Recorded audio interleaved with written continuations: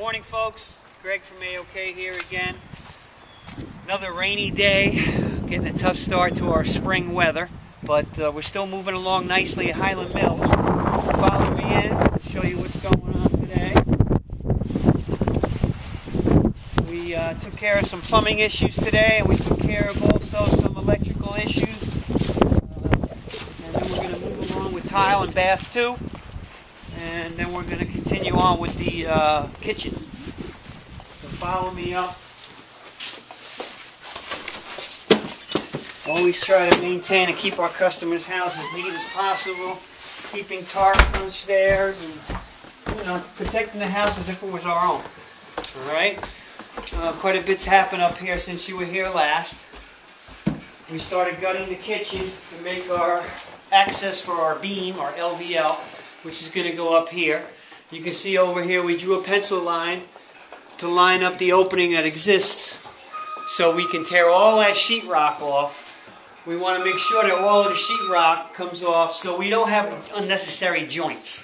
When you're putting new sheetrock to old sheetrock, you have what we call a butt joint. Just show them up there, Joe, where the cut is.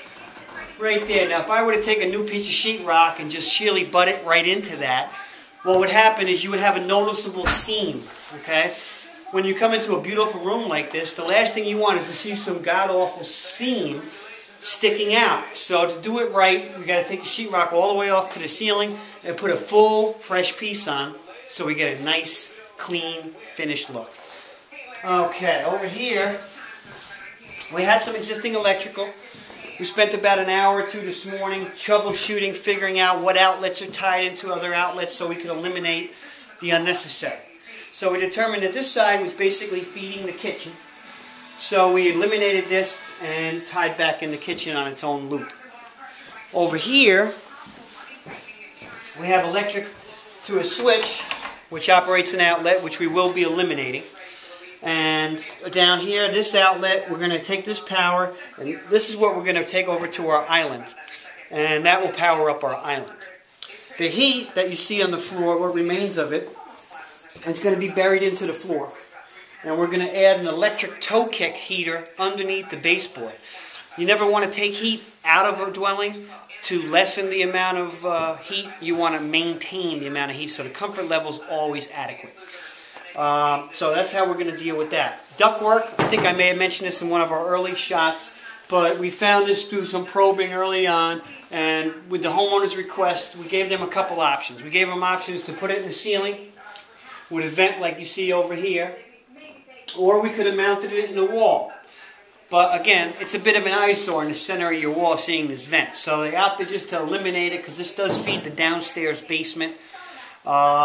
Several years ago, as I mentioned also in earlier segments, we did an addition and we put a separate AC unit out there. So if they needed more AC in the basement, we could always take it off of that later on. For the time being, it will be eliminated.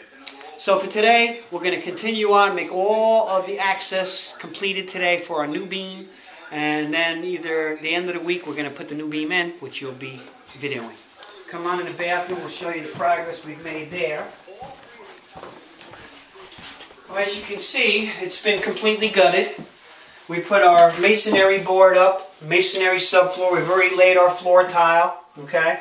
A diagonal pattern, which is very popular and has a little more of a dramatic finish to it. We spent also about an hour this morning going over the layout for this pattern.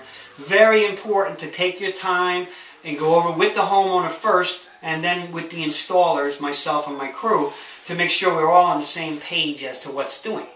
So we're going to be finishing at about 48 inches, and we finished the top course with a bullnose, so it has a nice finished look.